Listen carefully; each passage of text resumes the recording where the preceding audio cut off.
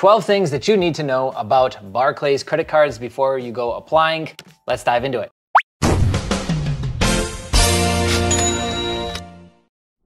Barclays actually isn't a commonly talked about bank for whatever reason. I think their travel cards get some attention and play, you know, the Emirates connections get some play, One World rewards program gets some play, but that's about it, right? So Barclays is a British multinational universal bank headquartered in London, England. So their primary site is barclays.co.uk, but you can go to, like what you see here, which is barclaycardus.com. That's another site that they run, and that is for the cards that they offer to the US, right? So Barclays mostly pulls TransUnion. Barclays does not have a limit in terms of the number of cards that you'll be approved for or that they will give you. Barclays is a soft pull for credit limit increases if you use the app or do it online. If you call them, it will be a hard pull. Now, this data was gathered from somebody on the business side. As soon as we published this data, we literally had somebody go out and do it on the personal side, and they got a hard pull by doing it inside the app. That might not be true across the boards, or maybe it's not true for personal. I'm not really sure. Your results may vary. Let us know in the comments your results that you've gotten with that, right? Next, on your first application,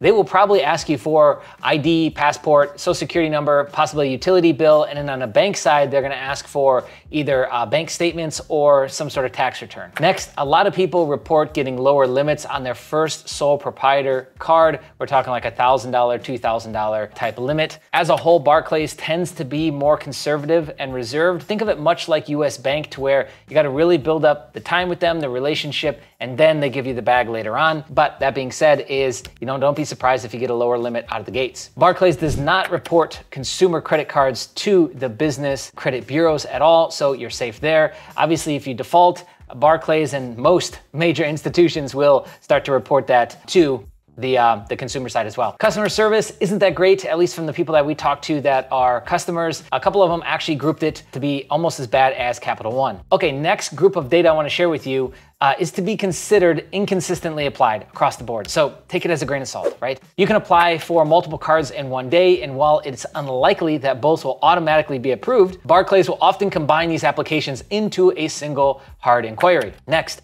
Barclays is relationship-based in the sense that they may look at prior spending on your current cards to determine whether to approve you for a new card, and if they don't see you using existing cards, they may not approve you for another.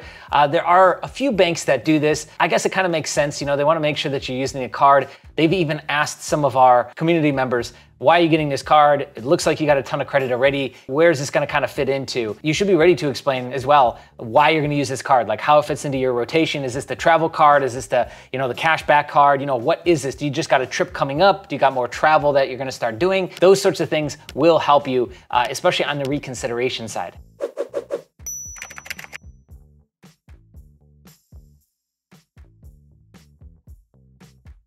Okay, next, 7x24. This is similar to Chase's 5x24 rule, but kicks in if you have more than 7 new accounts on your credit report in the last 24 months. Apparently, this rule isn't widely applied and is still possible to get approved if you're over 6 new accounts. Again, 6, 7, 5. When you start getting up to a larger amount of new accounts, we already talked that it's conservative, more like a US bank. Those aren't gonna be things that they're looking for with an ideal client. And you want to look like an ideal client or customer, right? Next is the 24-month rule. This has to do with sign-up bonuses. Most banks have some sort of 24-month rule just to stop abuse on the system with the sign-up bonuses or subs. So it goes like this. With Barclays, you can earn a welcome bonus on the same card multiple times as long as you close the first card and then wait at least 24 months before you apply again. Some cards like the Lufthansa Miles and More card have verbiage in their actual TOS that states something like you may not be eligible for this offer if you currently have or previously have had an account with us